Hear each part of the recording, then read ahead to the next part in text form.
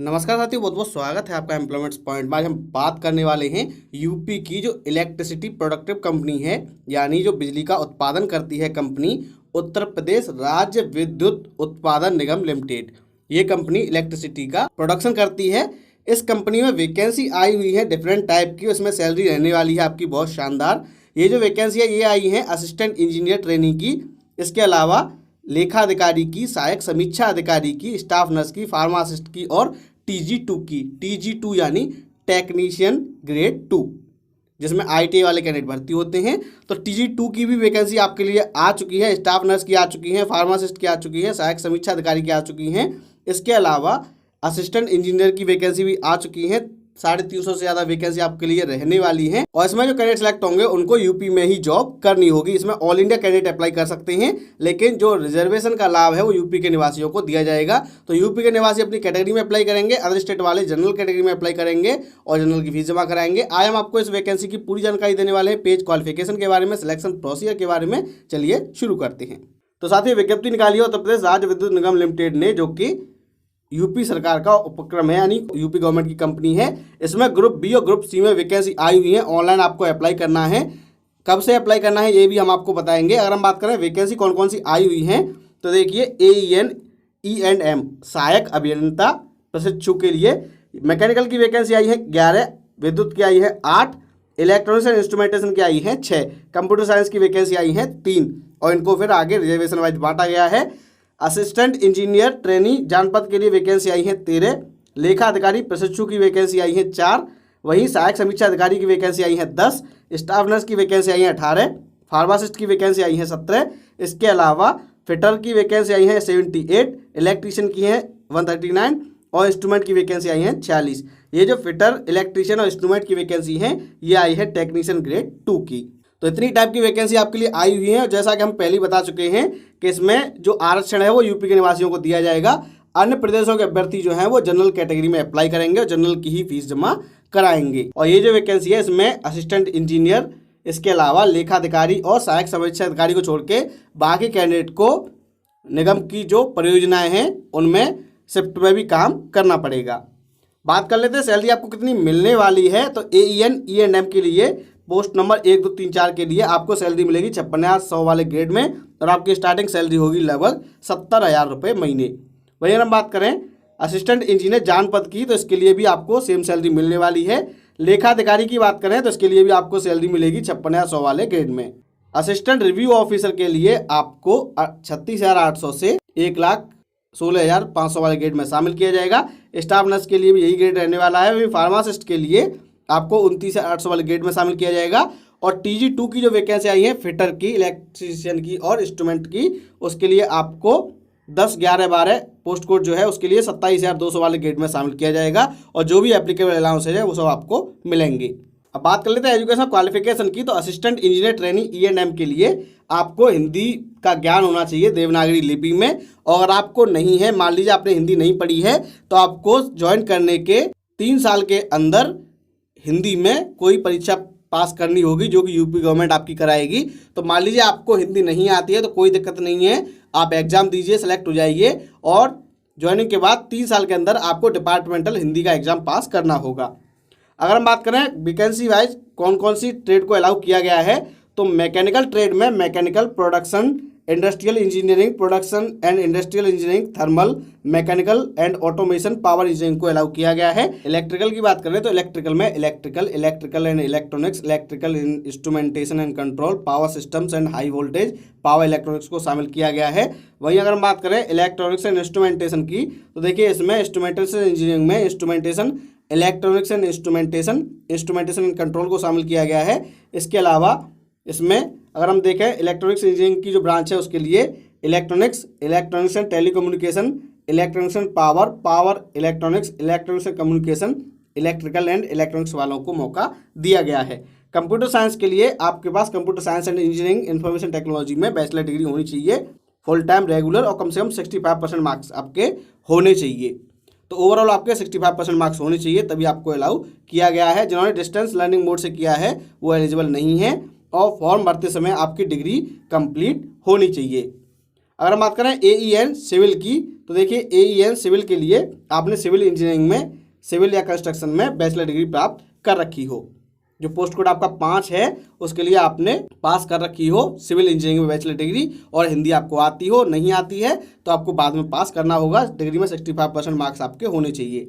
अगर हम बात करें अकाउंट ऑफिसर की, तो देखिए अकाउंट ऑफिसर ट्रेनिंग के लिए आपको हिंदी की नॉलेज होना अनिवार्य है। इसके अलावा आपके पास PG डिग्री होनी चाहिए कम से कम 55% मार्क के साथ, या फिर ग्रेजुएट डिग्री हो फर्स्ट क्लास।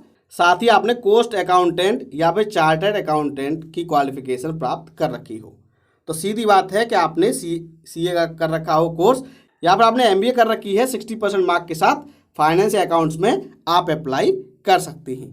लेकिन इसके लिए आपके पास एक्सपीरियंस होना चाहिए फाइनेंस अकाउंट्स डिपार्टमेंट में किसी कंपनी में। इसके अलावा आपको कंप्यूटर की नॉलेज होना अनिवार्य है। वही जो कैंडिडेट CA वाले हैं उनको प्राथमिकता दी जाएगी जिन्होंने 20 करोड़ के कम से कम टर्नओवर वाली कंपनी में काम किया है। असिस्टेंट रिव्यू ऑफिसर के लिए आपके पास डिग्री होनी चाहिए किसी भी रिकॉग्नाइज्ड यूनिवर्सिटी से। इसके अलावा आपको हिंदी और इंग्लिश दोनों टाइपिंग आती हो, 20 वर्ड पर मिनट की स्पीड से हिंदी में और 25 वर्ड पर मिनट की स्पीड से इंग्लिश में, और आपको कंप्यूटर का ज्ञान हो। जिन कैंडिडेट ने पहले कहीं काम कर रखा है उनको प्राथमिकता दी जाएगी, लेकिन ऐसा आवश्यक नहीं है। तो आप ग्रेजुएट हैं और आपको हिंदी इंग्लिश दोनों टाइपिंग आती है थोड़ी थोड़ी, तो आप अप्लाई कर सकते हैं। और इसमें भी डिस्टेंस लर्निंग वाली जो क्वालिफिकेशन है वो अलाउ नहीं की गई है। अगर हम बात करें स्टाफ नर्स की, तो आपके पास डिप्लोमा होना चाहिए नर्सिंग एंड मिडवाइफरी में, जो 3.5 साल का होता है वो, और डिस्टेंस से नहीं होना चाहिए, और आपने फॉर्म भर रहे हो तब आपका जो भी डिप्लोमा है वो कंप्लीट होना चाहिए। अगर हम बात करें फार्मासिस्ट की, तो फार्मासिस्ट के लिए आपके पास डिप्लोमा होना चाहिए फार्मेसी में, और ये कंप्लीट होना चाहिए, डिस्टेंस से नहीं होना चाहिए। TG2 की बात करें, सबसे ज़्यादा पॉपुलर ये कैटेगरी होती है, टेक्नीशियन ग्रेड 2। इसके लिए आपने यूपी गवर्नमेंट की हाई स्कूल कर रखी हो विज्ञान और गणित विषय के साथ, या इसके इक्विवेलेंट कोई क्वालिफिकेशन हो, यानी आपने 10th कर रखा हो साइंस और मैथ के साथ। साथ ही आपने इलेक्ट्रीशियन ट्रेड में ITI कर रखी हो, या फिर आपने फिटर ट्रेड में ITI कर रखी हो, या फिर आपने इंस्ट्रूमेंट इलेक्ट्रॉनिक्स ट्रेड में ITI कर रखी हो, और आपने जो नीलिट का CCC सर्टिफिकेट है वो प्राप्त कर रखा हो। तो आपके पास 2 योग्यताएं हैं, एक तो आपने कंसर्न ट्रेड में ITI कर रखी हो, 10th में आपके मैथ साइंस होना जरूरी है, और आपके पास CCC का सर्टिफिकेट होना अनिवार्य है TG2 के लिए। बात कर लेते हैं एज लिमिट की, तो देखिए सहायक अभियंता के लिए एज लिमिट है 21 से लेकर 40 साल, लेखा अधिकारी के लिए 21 से लेकर 40 साल, सहायक समीक्षा अधिकारी के लिए 21 से लेकर 40 साल, वहीं स्टाफ नर्स के लिए 18 से लेकर 40 साल, फार्मासिस्ट के लिए 18 से लेकर 40 साल, और TG2 के लिए है 18 से लेकर 40 साल। और अपर एज में रिलैक्सेशन जो है वो यूपी के निवासियों को दिया जाएगा। अदर स्टेट के लिए यही एज लिमिट रहने वाली है। साथ ही यूपी के जनरल कैटेगरी कैंडिडेट के लिए यही एज लिमिट रहेगी। तो ये यूपी के SC/ST OBC है उनको 5 साल की छूट मिलेगी, एक्सेस वुमेन को 3 साल की छूट मिलेगी, और जिन्होंने अप्रेंटिस कर रखा है उसमें अप्रेंटिस की अवधि तक छूट दी जाएगी। आरक्षण यूपी के निवासियों को दिया जाएगा, इसके बारे में आगे हम बात नहीं करने वाले हैं, हम आपको कई बार बता चुके हैं। एप्लीकेशन फीस की बात करें तो एप्लीकेशन फीस 700 रुपये है यूपी के SC/ST के लिए, बाकी सबके लिए है 1000 रुपये। ये आप SBI कलेक्ट के पेमेंट गेटवे के थ्रू पे करेंगे, और हो सके तो पेमेंट करने के बाद उसका प्रिंट आउट निकलवा लेना, साथ ही फॉर्म भरने के बाद उसका प्रिंट आउट निकलवा के अपने पास सुरक्षित रख लेना। और जब आपका फॉर्म भर जाएगा तो आपको CBT के लिए बुलाया जाएगा। CBT में आपको अपना एडमिट कार्ड लेके आना है, 2 पासपोर्ट साइज फोटोग्राफ लेके आने हैं, और वैलिड ID प्रूफ लेके आना है, जैसे driving licence, passport, voter ID, Aadhaar card, PAN card, ये आप लेके आएंगे। वहीं जब आपको इंटरव्यू के लिए बुलाया जाएगा तो इंटरव्यू के लिए आप अपने सारे डॉक्यूमेंट्स की कॉपी लेके आएंगे। अगर आप रिजर्वेशन क्लेम कर रहे हैं तो उसकी कॉपी लेके आएंगे, और जहाँ एक्सपीरियंस मांगा गया है वहाँ एक्सपीरियंस की कॉपी लेके आएंगे। इसके अलावा नर्सिंग वाले नर्सिंग काउंसिल का रजिस्ट्रेशन लेके आएंगे। जो अदर गवर्नमेंट जॉब में है वो NOC लेके आएंगे। टाइपिंग की बात करें तो सहायक समीक्षा अधिकारी के लिए टाइपिंग जो है हिंदी इंग्लिश सब्जेक्ट में वो सिर्फ क्वालिफाइंग नेचर की होगी, और फाइनल मैच जो बनेगी वो रिटन के मार्क्स के बेस पर ही बनने वाली है। हालांकि आपको हिंदी में 20 वर्ड पर मिनट और इंग्लिश में 25 वर्ड पर मिनट की स्पीड से टाइप करना होगा। हिंदी की टाइपिंग है वो कृतदेव 1416 में ली जाएगी। अब बात कर लेते हैं सिलेक्शन प्रोसीजर की, तो देखिए असिस्टेंट इंजीनियर E&M और लेखा अधिकारी प्रशिक्षु के लिए आपका CBT एग्जाम होगा। CBT एग्जाम के बाद 3 गुना कैंडिडेट को इंटरव्यू के लिए और डॉक्यूमेंट वेरिफिकेशन के लिए बुलाया जाएगा। इंटरव्यू जो होगा वो 20 अंकों का होगा, और जो CBT आपका रहने वाला है उसमें CBT 3 घंटे का रहेगा, जिसमें SC/ST वालों को 28%, बाकी को 33% मार्क्स लाने होंगे। अगर बात करें सहायक समीक्षा अधिकारी की, तो इसमें आपका एग्जाम होगा। एग्जाम के बाद आपको 3 गुना की संख्या में कंप्यूटर पर टाइपिंग के लिए बुलाया जाएगा, और टाइपिंग के बाद आपको 1.5 गुना की संख्या में पैनल के लिए तैयार किया जाएगा। फार्मासिस्ट और स्टाफ नर्स की बात करें तो CBT होगा आपका, उसके बाद आपके डॉक्यूमेंट वेरिफिकेशन होंगे, इंटरव्यू नहीं होगा। वही टेक्नीशियन के लिए भी आपका एग्जाम होगा और एग्जाम के बाद डॉक्यूमेंट वेरिफिकेशन होगी, इंटरव्यू नहीं होंगे। और एग्जाम में आपके क्या क्या आने वाला है वो भी एक बार देख लेते हैं। तो देखो AEN के लिए आपका पहले पार्ट 1 आएगा, पेपर में पार्ट 1 जो होगा वो 150 नंबर का होगा, जिसमें आपकी ब्रांच के प्रश्न आएंगे। वहीं पार्ट 2 जो होगा वो ऑब्जेक्टिव टाइप होगा, 50 प्रश्न होंगे, जिसमें जनरल हिंदी, जनरल नॉलेज और रीजनिंग के प्रश्न आएंगे। सही के लिए 1 अंक मिलेगा और 0.25 की नेगेटिव मार्किंग रहने वाली है। सेम यही रहने वाला है AEN सिविल के लिए। अकाउंट ऑफिसर की बात करें तो अकाउंट ऑफिसर के लिए आपका पार्ट 1 होगा 150 नंबर का, जिसमें आपकी फाइनेंस अकाउंट्स के सवाल आएंगे और 50 नंबर का होगा, इसमें हिंदी, GK और रीजनिंग आएगी। असिस्टेंट रिव्यू ऑफिसर के लिए पार्ट 1 होगा 100 नंबर का, जिसमें HR से संबंधित प्रश्न आपसे पूछे जाएंगे, ह्यूमन रिसोर्स से संबंधित प्रश्न आएंगे। वहीं पार्ट 2 होगा, जिसमें 25 क्वेश्चन होंगे, जनरल नॉलेज के 25 होंगे, जनरल इंग्लिश के, और इसमें प्रत्येक प्रश्न के लिए 2 अंक दिए जाएंगे, गलत के लिए 0.5 मार्क काट लिए जाएंगे। पार्ट 3 होगा, इसमें 3 टॉपिक होंगे, इसमें आपको निबंध लिखना होगा हिंदी और इंग्लिश में, और ये आपको 250 वर्ड का लगभग लिखना होगा और इसके लिए आपको 50 मार्क्स मिलेंगे।